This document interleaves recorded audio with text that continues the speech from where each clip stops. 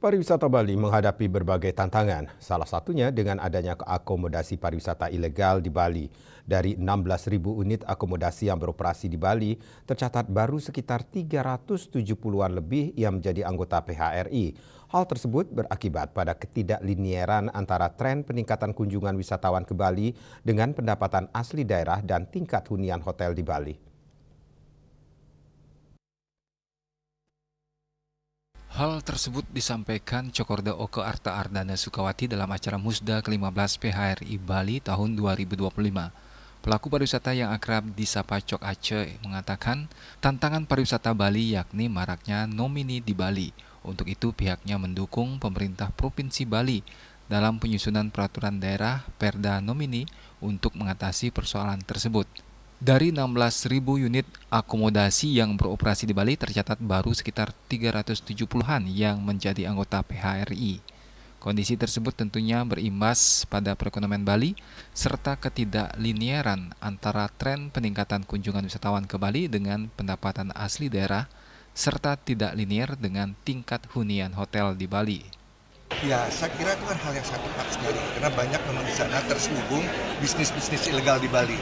Jadi saya menyambut baik dari PHRI Bali itu baik sekali, karena sebagaimana saya laporkan tadi, itu puluhan ribu usaha akomodasi di Bali. Sedang yang terdaftar di bawah PHRI hanya sekitar 333 atau 38 yang terdaftar sekarang. Jadi sangat sulit bagi pemerintah untuk proyeksi ke depan apa yang boleh, apa yang tidak boleh, pasar apa yang masih kita perlu buka, apa yang tidak bisa. Kalau data ini tidak ada, tidak bisa kita berpikir. Secara ekonomi juga merugikan. Sangat merugikan. Biarlah sampaikan tadi, tren peningkatan kunjungan wisatawan tidak linear dengan pendapatan asli daerah Bali yang diterima dari KPR. Tidak. Dalam kesempatan tersebut, Gubernur Bali Wayan Koster menekankan akomodasi pariwisata ilegal tersebut berupa rumah pribadi, villa pribadi yang disewa wisatawan dengan harga murah karena tidak membayar pajak.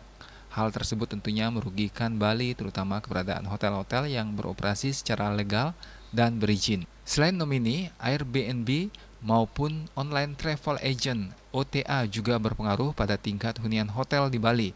Untuk itu pihaknya sudah mengantongi data Airbnb dan di tahun 2026 pihaknya akan mengajukan Airbnb untuk di-stop. Ada rumah, ada villa pribadi disewa oleh orang asing dengan harga yang sangat murah karena dia nggak bayar pajak. Kan kasihan hotelnya yang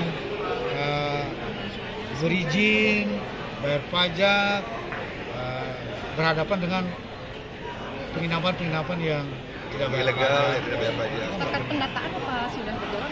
Ya, Pendataan sudah ada datanya. Berarti Airbnb akan di-stop ya Pak ya? Ya? Airbnb akan di-stop Pak? Iya, akan diajukan untuk di-stop. termasuk OTE yang lain? Ya.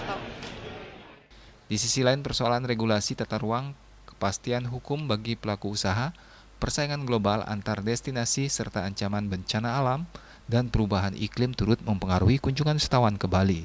Sukma, Bali TV.